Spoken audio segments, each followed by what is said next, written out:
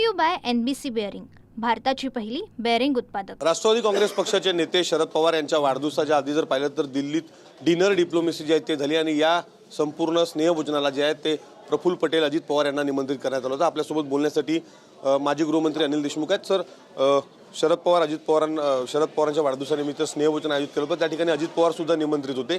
बंददार चर्चा जी आहे ती शरद पवार आणि अजित पवारांमध्ये झाल्याचं कळते। या संपूर्ण चर्चेनंतर राष्ट्रवादी एकत्र येण्याची काय हालचाली आहेत का?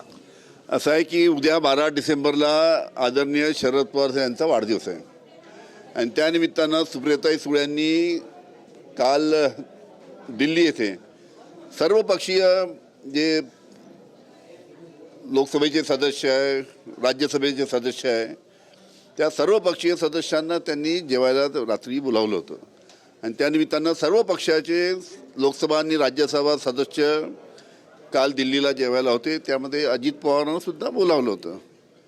त्याच्यामुळे अजित पवार साहेब तिथे गेले होते आणि वाढदिवसाच्या निमित्तानं शुभेच्छा द्यायला गेले होते आणि जेवायला बोलावलं तिथे गेले होते। त्याच्यामुळे आपण जो सांगितलं की दोन्ही पक्ष एकत्र येणार अशा प्रकारची सध्या तरी कुठेही चर्चा नाही। रवी राणांनी असा दावा केलाय की सुप्रिया सुळे या केंद्रात मंत्री होतील, दोन्ही राष्ट्रवादी जे एकत्र होतील अशा पद्धतीनं त्यांनी थेट दावा केलेला आहे। आता त्यांनी रवी राणेंनी दावा केला, त्याला बहुतेक जास्तीची माहिती असेल आमच्यापेक्षा।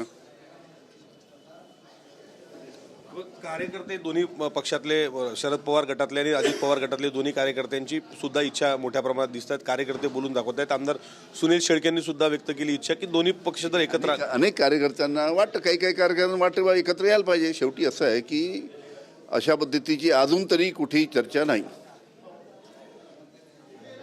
पण कुठे ना कुठे असं भेटी होतात। त्याच्यामुळे लोकांना वाटतं की अरे काहीतरी घडतंय का असं कुठेही नाही आणि जेव्हा असं काय होईल ते आम्ही तुम्हाला सांगू। तुमचा सुद्धा एकत्रित विमान प्रवास अजितदादांबरोबर झाला, काय नेमकी चर्चा झाली? असं आहे की बाबा आढावसाहेब यांचं दुर्दैवी निधन झालं।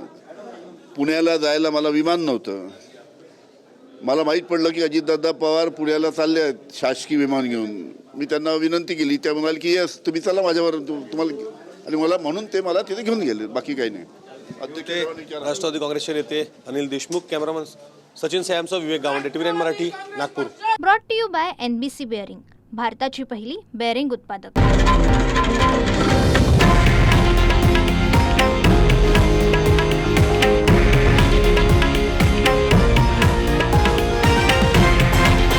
हे आहे देशातील नंबर 1 न्यूज नेटवर्क आणि आपण पाहत आहात TV9 मराठी, एकमेव।